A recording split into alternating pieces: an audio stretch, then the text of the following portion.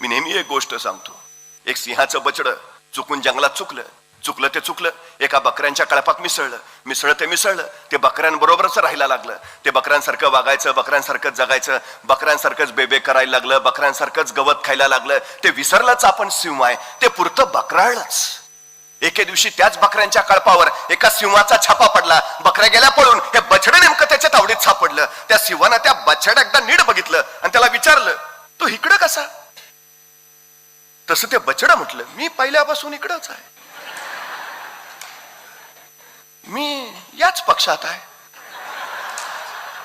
अरे तो सिंह आहेस, मी इकडंच आहे.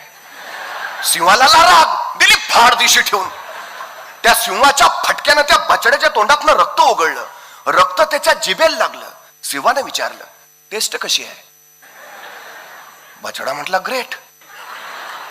मग नॉनव्हेज सोडून व्हेजच्या माग का लागलाय?